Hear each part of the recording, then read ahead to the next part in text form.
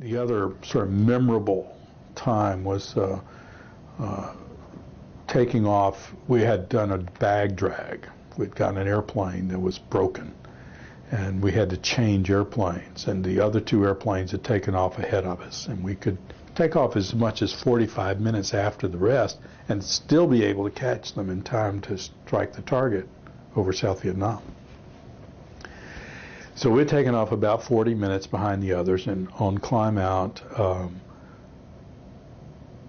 just as we got about to the point where we leveled off, we lost electrical power, except for batteries. So we lost our radar, we lost our heading system, we lost our autopilot, we lost any ability to find anybody. And we were about, by then we were probably 300 miles west of Guam.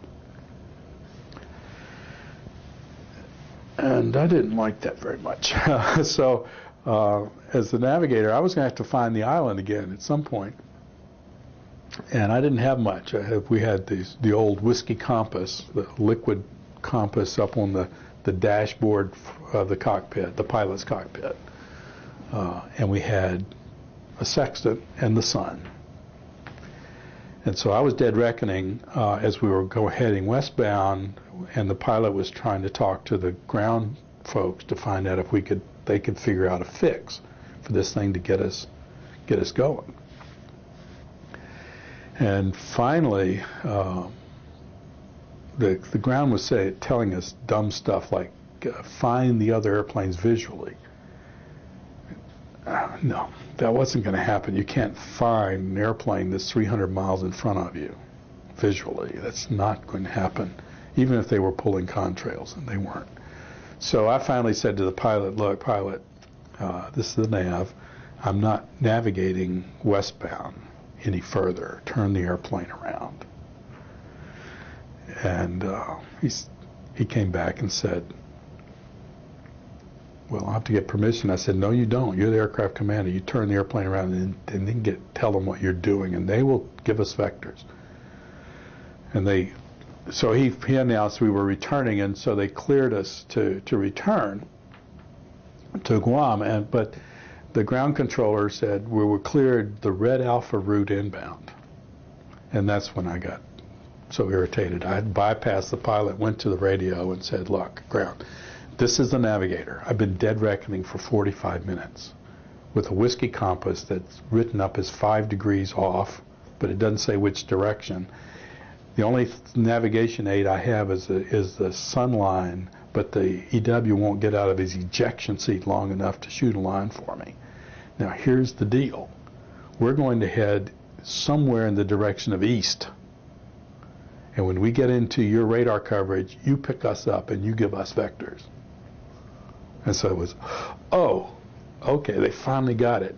Okay, well, you're cleared direct. Thank you.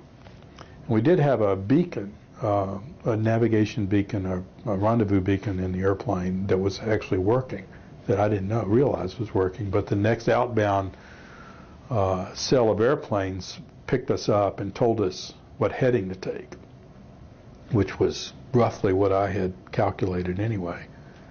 And then we got back into their coverage. Now, we had taken off heavyweight, so we were too heavy to land. So the next thing we had to do was descend to a lower altitude where we'd burn more fuel and then do racetracks out over the ocean with the gear down and the flaps down and all the drag we could get out there to try to burn fuel off as fast as we could. And the airplane was flying, it was stable, and nothing was working much, but we didn't have any clouds, so the pilots had a good horizon to work on. And finally, the ground told us to fly up to a little tiny rock island at the north end of the Marianas and to drop our bombs on this little island because they didn't want us landing with bombs, just in case. So by then, I was okay to get out of my seat, and I went upstairs with a low-altitude map to do the map reading and count the islands and make sure we got to the right one. And as we approached this final little island way up north of Guam, there was a thunderstorm that was building right over this thing. And we had clouds below, and that were pretty heavy. And I tapped the pilot on the shoulder, and I said, "Pilot, I got good news and bad news. The bad news is that the island we're supposed to drop these bombs on is underneath that thunderstorm, and we're not going there.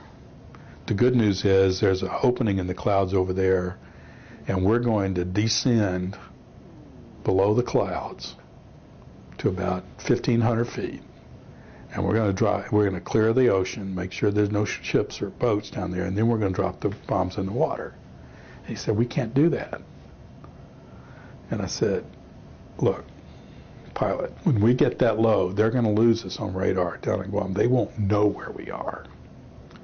But we're not going to go back and land with these bombs." Okay, so we agreed. Went down, dropped the bombs, climbed back up, and of course Guam was worried we'd crashed because they couldn't find us. We told them we were just so far up there and so low they couldn't find us, but we were fine. Got back, and we're on final approach. And and the sun was going down, and we didn't have electrical power, which meant that we didn't have landing lights. And we still had hydraulic power because we could put the gear down. And we were on final approach, and the tower called us up for fuel status.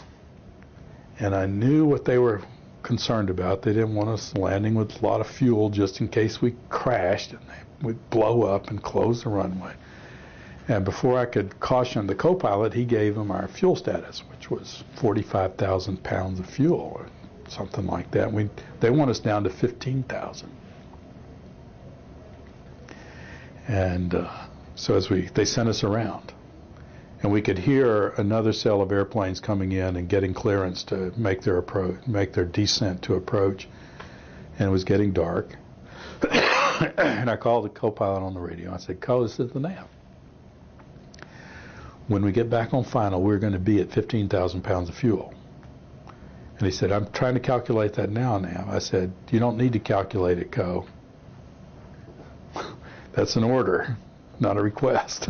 I'm not asking you a question. That's what you're going to tell them, because we can't be out here in the dark." "Oh," he said, "you're right." So when we came around on the next pass, we reported that we were at minimum fuel, and they let us land. Easy landing, no problems. That was one of the more hair-raising missions. We didn't fly a combat, but we had a problem with the airplane.